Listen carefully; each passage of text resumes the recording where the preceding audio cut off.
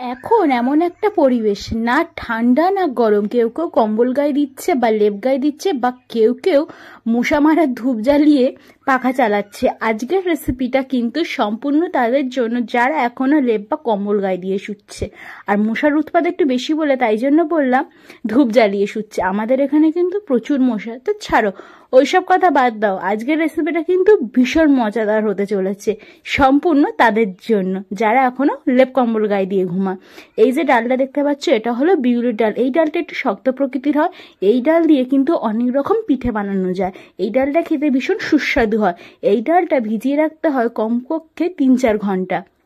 ভিজিয়ে রাখার পরে ডালটা আমি সুন্দর করে মিহি একটা পেস্ট বানিয়ে নিয়েছি। এই ডালটা শিলের থেকে বেশি মিক্সচার মেশিনে বাটলে খুব মিহি একটা স্মুথ পেস্ট হয়। আমিও 3-4 ঘন্টা ভিজিয়ে রেখে ডালটা বেটে নিলাম। আর এই ডালের পরিমাণটা আমি প্রায় 50 গ্রাম মতো নিয়েছি। আর এইরকম একটা বাটির সাইজটা আমি দেখিয়ে দিই। এই বাটি মাপে 1 বাটি ময়দা নিয়েছি, আর একটু ময়দা দিলাম। আর এখানে দিয়ে দিলাম 1 বাটি মতো চালের গুঁড়ো। আজকের যে রেসিপিটা আমি আপনাদেরকে সাথে শেয়ার করছি সেটা হলো সরু চাগলি। এটা কিন্তু শীতকাল বা গরমকাল দু টাইমে খাওয়া যায়, কিন্তু শীতকালের জন্য এটা একদম পারফেক্ট রেসিপি। পরিমাণ মতো একটু লবণ দিয়ে তারপরে মিক্সচারের বাটি ধোয়ার যে জলটা ছিল সেটা দিয়ে ভালো করে ঘেঁটে ঘেঁটে একদম একটা লিকুইড থিকনেসের একটা ব্যাটার তৈরি করে নিতে হবে। খুব মোটা করলে কিন্তু হবে না, যতটা সম্ভব একটু পাতলা করেই করতে হবে। আবার অতিরিক্ত পাতলা করলেও কিন্তু হবে না। তারপর ফ্রাইং প্যানে ভালো করে একটু তেল বা ঘি ব্রাশ করে নিতে হবে। এই পিঠেটার জন্য ঘির থেকে বেশি সাদা তেলটাই ভালো হয়। তারপরে কি আমি 1.5 ডাবু মতো এখানে একটু ব্যাটার ছড়িয়ে ভালো করে তাওয়ার গায়ে ব্যাটারটা ছড়িয়ে নিলাম।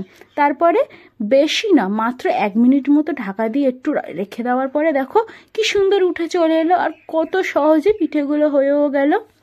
এই পিঠেটা কিন্তু গুড় দিয়ে খেতে দারুণ লাগে। আবার অনেকে আছে এই পিঠেটা কিন্তু তরকারি দিয়েও খেয়ে থাকে, বাট আমরা প্রেফার করি গুড় দিয়ে।